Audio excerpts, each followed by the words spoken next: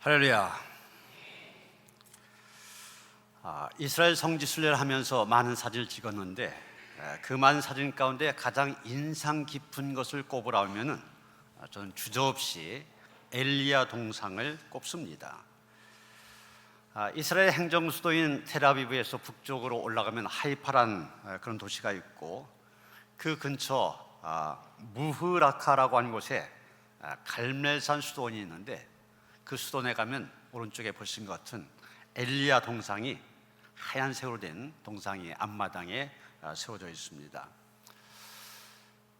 여러분 보시는 것처럼 한쪽 발로는 바알 선자의 목을 밟고 있습니다. 그리고 한 손 칼을 높이 들고 금방 내리칠 것 같은 그런 모습, 엘리야의 영웅적인 면모를 그대로 보여주고 있습니다. 오늘 본문 바로 앞에 열왕기상 18장에 보면 바로 저곳 동상이 세워진 갈멜산에서 엘리야는 바알 선지자 450명과 대결을 벌입니다. 이 대결의 내용은 바알 선자들이 섬기는 바알 신과 엘리야가 섬기는 여호와 하나님, 누가 참 신인지를 증명하자는 대결입니다. 그래서 바알 선자들과 엘리야가 각각 제단을 쌓아놓은 다음에 각자의 신의 이름을 부릅니다. 그럴 때 그 부름에 응답하여 불로 응답하는 신이 참된 신이다, 이것을 증명하는 대결입니다. 당연히 엘리야의 제단에 불이 임하여 엘리야가 이 대결에서 승리하게 됩니다. 승리한 엘리야는 바알 선자 450명을 이스라엘 평야에 있는 기손 시내로 끌고 와서 다 죽여버립니다. 그리고 열왕기상 18장에는 이 사건에 이어지는 또 하나의 사건이 나옵니다. 오랫동안 가물었는데 그 가뭄을 끝내는, 비를 오게 하는 엘리야의 기도가 또 나오고 있습니다. 열왕기상 17장 1절이면 엘리야가 아합 왕에게 말합니다. 하나님이 진노하셔서 이 이스라엘 동안 수년 동안 비도 이슬도 내리지 않을 거다, 그렇게 얘기합니다. 여러분, 이스라엘 땅은 우기에, 비가 오는 우기에, 우리로 말하면 장마철이죠. 그때 조금 내리는 그 비를 갖고 1년을 살아가는 그런 곳입니다. 건기에는 이슬이 가끔 내립니다. 이 이슬이 식물들이 자라게 하는데 중요한 역할을 하는 그런 땅입니다. 그런데 수년 동안 비뿐만이 아니라 이슬도 내리지 않았다. 상당히 심각한 가뭄이 있었다는 얘기입니다. 그런데 엘리야가 그 가뭄을 끝내는 기도를 한 것입니다. 어떻게 기도하였습니까? 열왕기상 18장 42절 보면 엘리야가 갈멜산 꼭대기로 올라가서 땅에 꿇어 엎드려 그의 얼굴을 무릎 사이에 넣고 기도했다고 했습니다. 여러분 생각해 보세요. 얼굴을 무릎 사이에 넣고 기도했다. 1분이라도 견딜 수 있을 것 같습니까? 허리가 끊어지는, 아픔이 동반되는 그런 기도입니다. 그 기도를 7번이나 했다고 했어요. 엘리야의 기도가 얼마나 간절했는지를 보여주는 얘기입니다. 그래서 결국 엘리야가 기도한 후 오랜 가뭄을 끝내는 비가 오게 됩니다. 우리는 이 두 가지 사건을 보면서 가슴이 후련해지는 그런 느낌을 갖게 됩니다. 바알 선자 450명과 홀로 싸우는 신앙적인 영웅의 모습을 볼 수가 있고, 비를 내릴 수 있게 하는 능력의 기도를 드리는 영적 거장의 모습, 우리는 엘리야에게서 보게 됩니다. 그런데 그런 그가 바로 그 다음 장인 19장, 오늘 본문에 이르러서는 너무나 다른 모습을 보여주고 있습니다. 오늘 본문에 나오는 엘리야의 모습 여러 가지로 표현합니다. 낙심한 엘리야, 실망한 엘리야, 지친 엘리야, 좌절한 엘리야, 비겁해진 엘리야, 사명을 포기한 엘리야, 절망에 빠진 엘리야, 자포자기에 빠진 엘리야, 허탈감에 빠진 엘리야, 이 모든 것을 나타내는 말로 저는 침체란 말이 적합할 것 같아서 침체란 용어를 썼습니다. 침체에 빠져있는 엘리야, 이것은 우리가 생각하는 영웅의 모습이 아닙니다. 그런데 여러분, 우리가 분명히 알아야 될 사실이 있습니다. 우리는 엘리야에게서 영웅적인 모습을 보긴 하지만 엘리야는 영웅이 아니라는 사실입니다. 그리고 성경은 영웅들에 대해서 이야기한 것이 아니라 우리와 똑같은 사람들에 대해서 이야기하고 있다는 것입니다. 우리와 똑같은 한계를 가졌고 우리와 똑같이 연약함과 실패를 경험한 그런 사람들의 이야기, 그 이야기가 기록된 것이 바로 성경입니다. 그들이 어떻게 하나님께 부르심을 받았고 어떻게 하나님의 은혜로 회복되었고 어떻게 하나님의 손에 붙들려 쓰임을 받았는지 성경은 이것을 기록하고 있습니다. 성경에는 그들의 실패와 좌절, 범죄와 한계, 갈등과 모순들 다 기록이 되어져 있습니다. 우리는 바로 여기에서 위로를 받게 됩니다. 왜 그렇습니까? 그들에게서 바로 나의 모습을 볼 수 있기 때문입니다.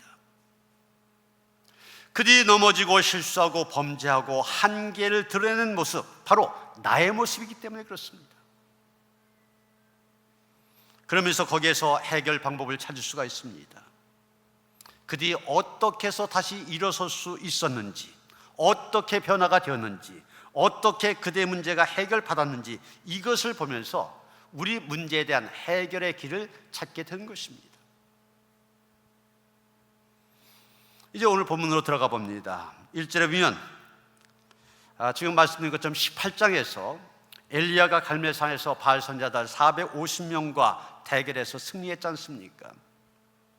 그리고 또 오랜 감을 끝내는 기도를 합니다. 바로 그 일이 있은 다음에 아합 왕이 어떤 행동을 했는지 오늘 본문에 기록이 되어져 있습니다. 아합 왕은 그런 일이 있은 다음에 하나님의 역사 아닙니까? 그것을 경험하였다면 온 백성 하나님 앞에 회개하고 바로 서게 하도록 해야 되는데 아합 왕은 정반대의 길을 선택합니다. 자기 부인 이세벨에게 저 엘리야라고 하는 사람이 갈멜산에서 바알 선지자 450명을 죽였다고 보고합니다. 이에 분노한 이세벨이 엘리야에게 사람을 보내어서 내일 이맘때 너를 죽일 것이라 전가를 보냅니다. 여러분, 이 말 들은 엘리야 어떻게 반응하였습니까? 3절에 보면 그가 이 형편을 보고 일어나 자기의 생명을 위해 도망하여 유다에 속한 브엘세바에 이르러 이렇게 말하고 있습니다. 이세벨의 말을 듣고 겁을 먹은 엘리야 목숨을 부지하기 위하여 도망을 칩니다. 어디까지 도망을 쳤냐? 이 갈멜산은 북이스라엘 땅에 있거든요. 북쪽입니다. 남유다의 맨 아래에 있는 데가 브엘세바입니다. 거기까지 도망을 쳤다고 그랬어요. 그리고 4절에 보면 로뎀나무 아래에서 죽기를 청합니다. 5절에 보면 기진맥진하여 잠드는 처량한 모습을 보여주고 있습니다. 이런 모습들 우리를 당황하게 만들지 않습니까? 실망하게 하지 않습니까? 어제의 영웅이 하루아침에 이렇게 연약한 모습을 보이다니 어이없게 생각되어지기도 합니다. 그 뜨거운 믿음과 열정으로 헌신적인 사역을 하던 엘리야가 하루아침에 갑작스러운 탈진과 침체에 빠지다니 이런 엘리야의 변화된 모습 이해가 되지 않습니다. 어떻게 한 인물의 삶이 이 짧은 시간에 이런 극과 극의 모습을 보일 수 있을까 궁금해지는 부분이기도 합니다. 그런데 여러분, 우리가 살다 보면 그런 경우 있을 수 있다. 이게 우리의 경험 아닙니까?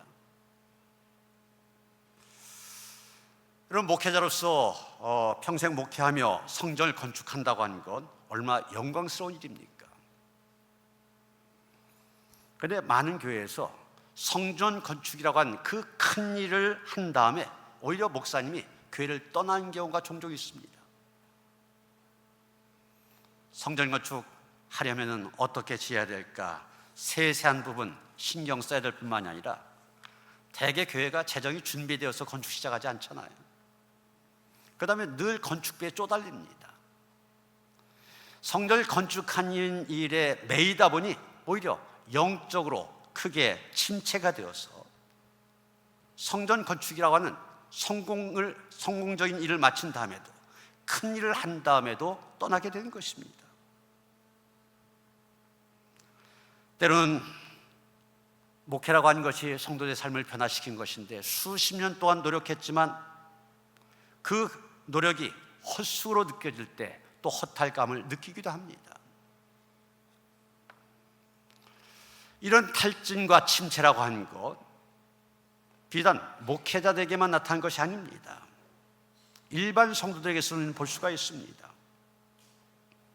교회에서 열심히 봉사하시던 분들이 갑작스런 탈진과 침체에 빠지는 것을 봅니다.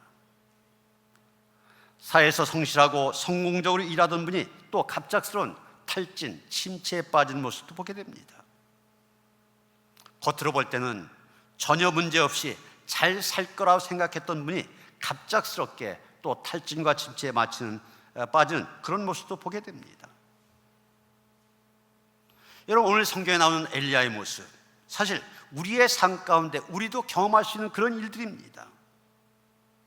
우리 역시 그 크기와 정도는 다를 수 있지만 겪을 수 있는 그런 일입니다. 그러게 우리는 엘리야 처지를 이해할 수 있게 됩니다. 그러면서 이 엘리야가 그 탈진과 침체에서 어떻게 벗어났는가, 그 과정을 살펴보면서 그와 유사한 경험을 하고 있는 우리에게도 적용할 수 있는 교훈들을 함께 찾아보고자 하는 것입니다. 4절 말씀을 보면 이제 브엘세바에 이른 엘리야 홀로 하룻길을 걸어서 광야로 들어갑니다. 이 광야는 유다 남쪽에 있는 네게부 광야를 말하는데, 광야에는 나무라고 할 수 있는 것들이 별로 없습니다. 오아시스가 있는 곳이야 당연히 나무가 많이 있지만 그렇지 않은 일반적인 네게부 광야에서는 나무를 거의 찾아볼 수 없습니다. 그런 광야에 드문드문 눈에 띄는 나무가 바로 로뎀나무입니다. 이 로뎀나무, 욥기 30장 4절이면 뱃살이 이렇게 번역되어 있습니다. 여러분 보시는 것처럼 이 로뎀나무, 사막에서 자라는 키가 낮고 그러면서 가지가 많은 관목의 일종입니다. 이름은 멋있지만 실제로는 볼품이 없는 나무입니다. 그런데 잔가지가 많다 보니 그늘이 무성합니다. 지금도 아라비아 사막에 거주하는 사람들은 이 나무 그늘 밑에서 햇볕을 피한다고 합니다. 여러분, 지금 나무 그늘에서 지쳐 앉아있는 엘리야의 모습 한번 머리로 그려보시기 바랍니다. 이미 영적인 탈진과 침체가 있었고 그 힘든 광야를 하루 동안 걸었습니다. 육신적으로 매우 지친 상태입니다. 이젠 한 걸음 내디딜 만한 힘도 없습니다. 거기에서 엘리야가 입을 열어 절규합니다. 4절 하반절 말씀입니다. 죽기를 원하여 이르되 여호와여 넉넉하오니 지금 내 생명을 거두시옵소서. 나는 내 조상들보다 낫지 아니하나이다. 기도의 형태로 되어 있지만 이건 기도가 아닙니다. 탄식이고 절망이고 절규입니다. 더 이상 이렇게 살고 싶지 않다는 것입니다. 죽고 싶다는 것입니다. 그러니 차라리 죽여달라는 것입니다. 여러분, 얼마 전까지만 해도 수백 명의 거짓 선자들 앞에서 여호와 하나님만이 살아계신 참되신 하나님이심을 담대하게 전하고 그들을 칼로 진멸했던 신앙적인 영웅, 그게 엘리야 아니었습니까? 그런 그가 어떻게 이렇게 쉽게 영적인 침체에 빠져 허덕일 수 있을까? 여기 엘리야의 절규하는 내용을 보면 자신이 이제까지 했던 사역과 조상들의 사역을 비교하여 하는 말이 들어있는 것을 보게 됩니다. 4절 끝에 뭐라고 했습니까? 나는 내 조상들보다 낫지 못하니이다. 사실 엘리야 자기가 하나님을 향한 열심이 유별났다고 그랬잖아요. 옛날 성경에 특심하다 이런 표현이 나왔는데 자기 앞에 있었던 여러 선지자들보다 하나님의 일꾼들보다 더 열심히 하나님을 위해서 일했던 사람입니다. 그런데 결과적으로 보니 바뀔 것이 없다는 생각을 하게 됩니다. 여러분, 갈멜산에서 엘리야의 승리를 본 이스라엘 백성들, 과연 그들이 바뀌었을까요? 그들이 정말 진정으로 회개하고 하나님께로 돌아왔을까요? 대답은 노입니다. 열왕기상 18장 21절이면 엘리야가 갈멜산에 모인 이스라엘 백성들에게 질문을 합니다. 너희가 어느 때까지 둘 사이에서 머뭇머뭇하였느냐? 여호와가 만일 하나님이면 그를 따르고 바알이 만일 하나님이면 그를 따를지니라. 그랬더니 백성이 뭐라고 했습니까? 말 한마디도 대답하지 아니하는지라, 이렇게 말하고 있습니다. 엘리야가 지금 백성들에게 신앙적인 결단을 요구하고 있습니다. 하나님과 바알 사이에서 양다리 걸치지 말고 결단하라는 것입니다. 하나님을 선택하든지 바알 선택하든지. 그런데 백성들 어떻게 했습니까? 한마디도 대답하지 않았다는 겁니다. 이것이 당시 이스라엘 백성들의 영적인 상태를 보여주고 있는데, 이런 삶들, 갈멜산에서 엘리야가 승리한 모습을 보았다고 해서 바뀌었겠습니까? 그것을 본 순간은 바뀌었는지 모릅니다.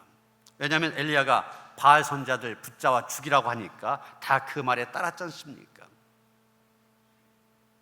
그러나 기적을 본다고 해서 사람이 바뀌는 것이 아닙니다. 사람의 변화는 진정한 회개가 있을 때 가능합니다. 진정한 회개가 없었기 때문에 이스라엘 백성들 변화된 모습이 없습니다. 그리고 18장에 보면 엘리야가 아합 왕에게 요구한 것은 바알 선자 450명과 아세라 선자 400명입니다. 850명을 데리고 와라. 내가 그들과 대결하겠다.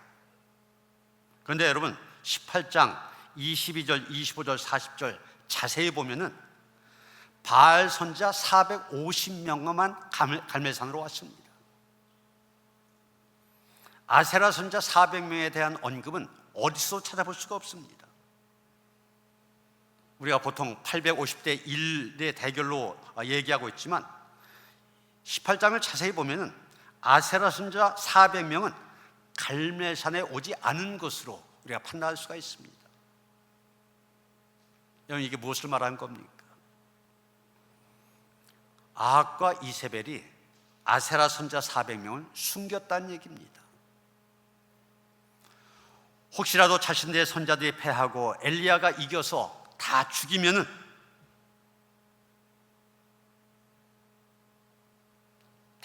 안 될 것 같다는 그런 이제 걱정이 생겨가지고서 바알 선자 450명만 보내고 나머지 절반 아세라 선자 400명은 보내지 않은 것입니다. 그래서 그 아세라 선자들은 살아남을 수 있었습니다.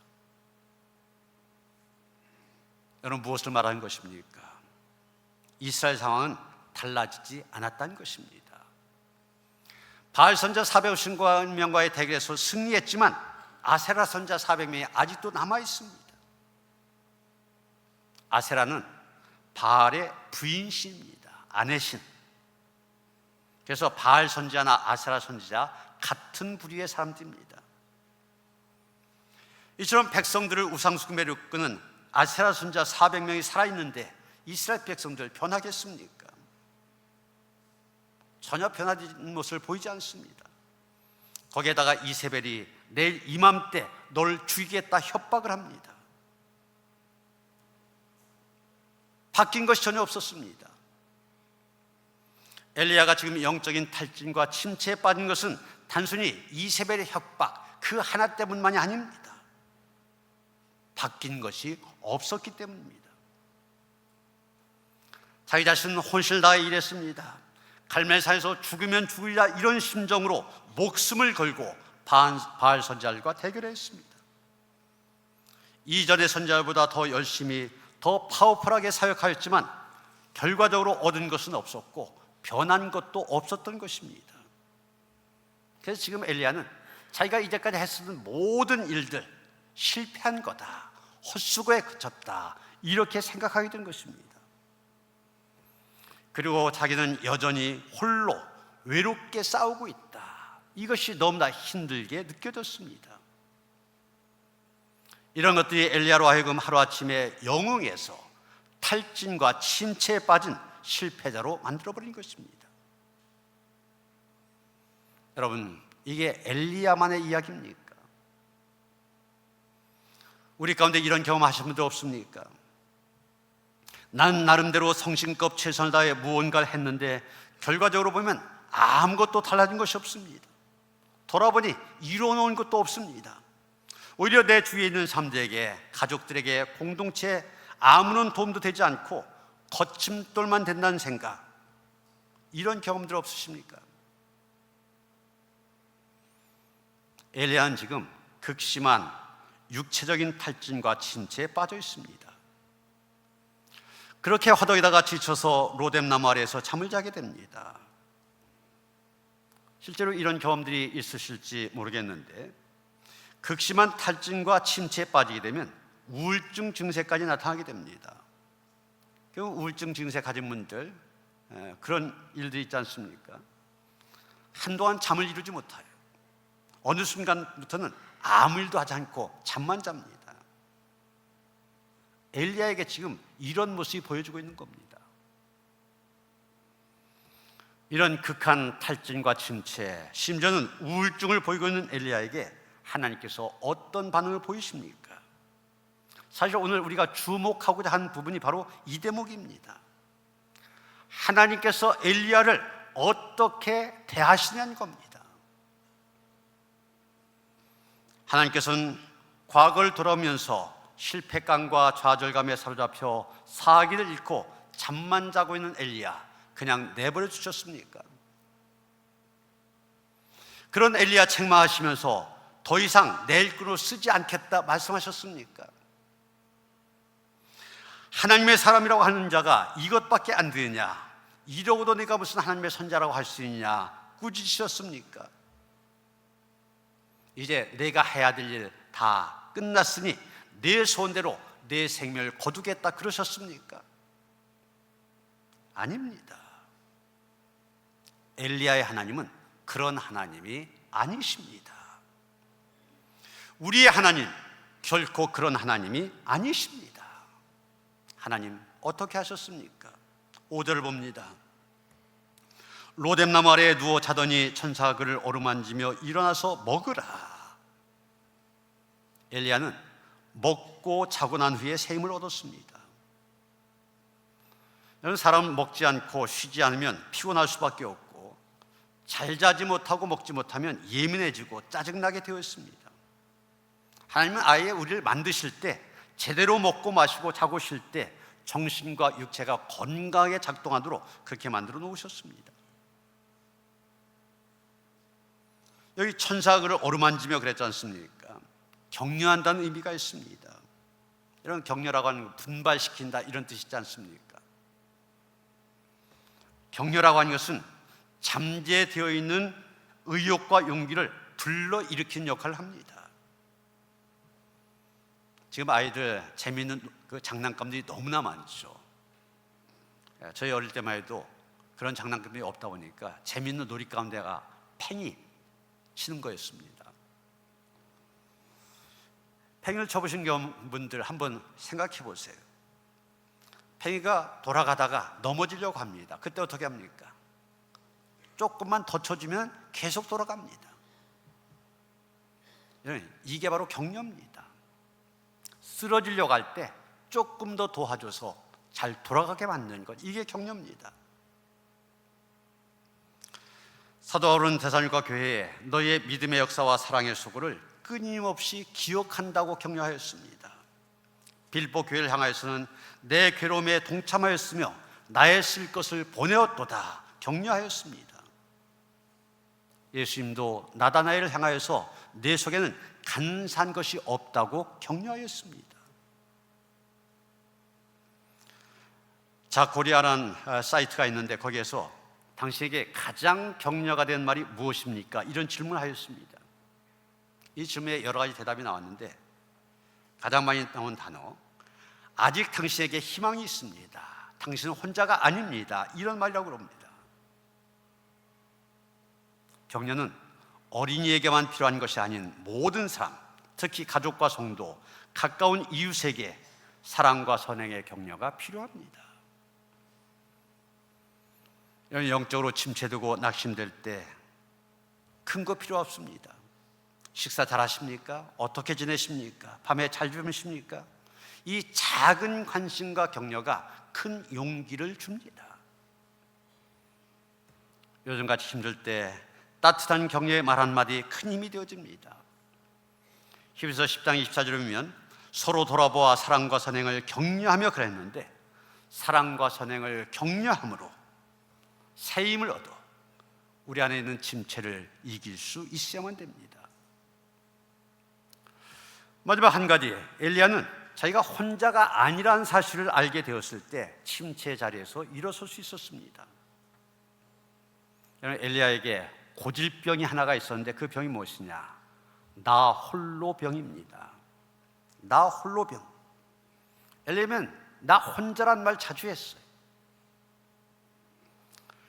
18장 22절에 보면 엘리야가 백성에게 이르되 여호와의 선지자는 나만 홀로 남았으나 바알의 선지자는 450명이로다. 나 혼자라고 그랬습니다. 오늘 보면 10절에 보시면 또 그리고 이어지는 14절에 똑같은 말이 반복되어 나옵니다. 내가 만군의 하나님 여호와께 열심히 유별하오니 이는 이스라엘 자손이 주의 언약을 버리고 주의 제단을 헐며 칼로 주의 선자들 죽였음이오며 오직 나만 남았거늘 그들이 내 생명을 찾아 빼앗으려 하나이다.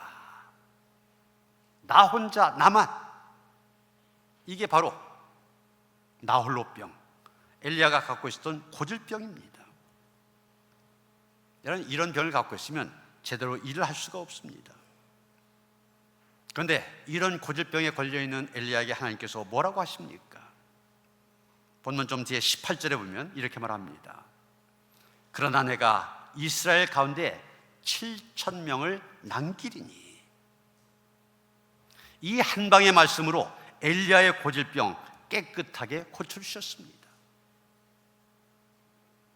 사람은 나 혼자라고 생각할 때 약하게 되고 침체에 빠지게 됩니다.